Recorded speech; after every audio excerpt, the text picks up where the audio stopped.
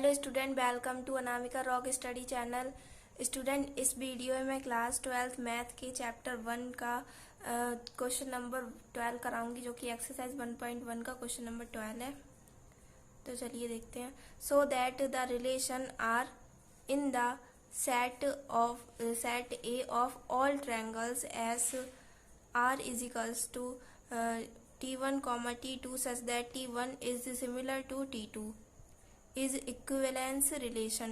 Consider three right angle triangle T1 with sides 3, 4, 5, T2 with sides 5, 12, 13 and T3 with sides 6, 8, 10. Which triangle along T1, T2 and T3 are related? इस question में हमें ये दे रखा है और हमें show करना है कि जो T1 है वो T2 के सिमिलर इन्होंने यहाँ रिलेशन दे रखा है, तो हमें शो करना है कि ये एक इक्विवेलेंस रिलेशन है।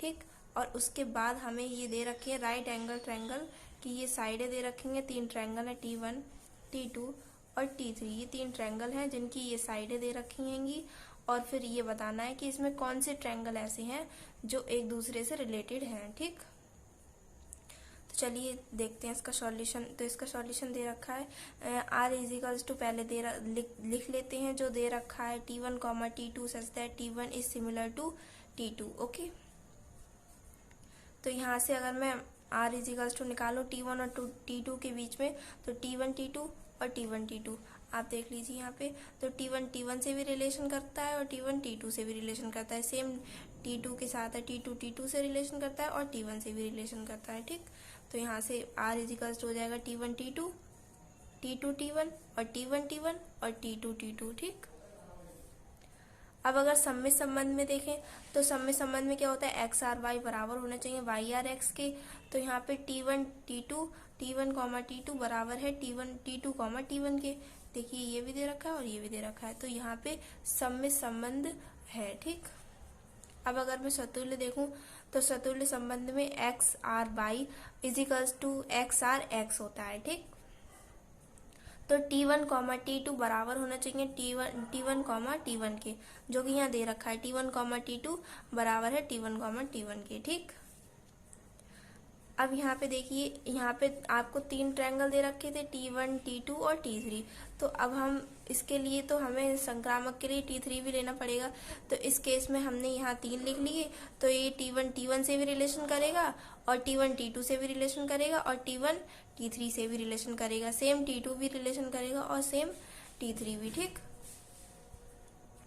तो यहाँ पे ये 1 2 3 4 5 6 7 8 ये 9 है, 9 ये 9 रिलेशन यहाँ पे बन के तैयार हो जाएंगे। ठीक, तो संक्रामक संबंध के लिए हम इससे निकालेंगे, तो इससे हमारा X R Y Y R Z बराबर होना चाहिए एक्स आर जेड की। ओके, तो यहाँ से T1, T2 और बराबर होना चाहिए T2, T3 के, और वो बराबर होना चाहिए T1, T3 के। जैसा कि इसमें दे रखा है T1, T2 दे रखा है, और फिर T2, T3 दे रखा है, और फिर T1, T3 दे रखा है। एक मिनट, ये T1, T3 दे रखा है। ठीक, तो यहाँ पे तीनों ही संबंध अप्लाई हो गए, तो हम कह सकते हैं कि यह एक तुल्यता संबंध है, क्योंकि यह संबंध कैसा है, सममित, सतुल्य और संक्रामक तीनों ही संबंधों को प्रदर्शित करता है। ये इसीलिए यह एक कैसा संबंध है, एक तुल्यता संबंध है। ओके, अब अगर इन्होंने क्वेश्चन में आगे दे रखा था कि इसमें आपको जो साइडें दे रखी हैं तीनों ट्रायंगल की, तो उनमें बताना है कि कौन से दो ट्रायंगल आपस में रिलेटेड हैं। तो हमने पहले T1 की साइड लिखनी 3 4 5, T2 की साइड लिखनी फिर 5 12 13, फिर हमने T3 की साइड्स लिख ली 6 8 10। ठीक, तो यहाँ पे T1 अपॉन T3 अगर करें तो 6 अपॉन 3 अपॉन 6 हो जाएगा, T1 अपॉन T3 यानी कि 3 अपॉन 6, 4 अपॉन 8 और 5 अपॉन 10। ठीक है, और ये सब बराबर आ जाएगा 1/2 के, क्योंकि 3 1 जा 3 और 3 2 जा 6, 4 1 जा 4, 4 2 जा 8, 5 1 जा 5, 5 2 जा 10, तो 1/2 बराबर में आ जाएगा। तो इसीलिए कह सकते हैं सो T1 and T3 are related, तो ये दोनों ही आपस में संबंध रखते हैं। ठीक, तो आई होप आपको क्वेश्चन समझ में आया हो।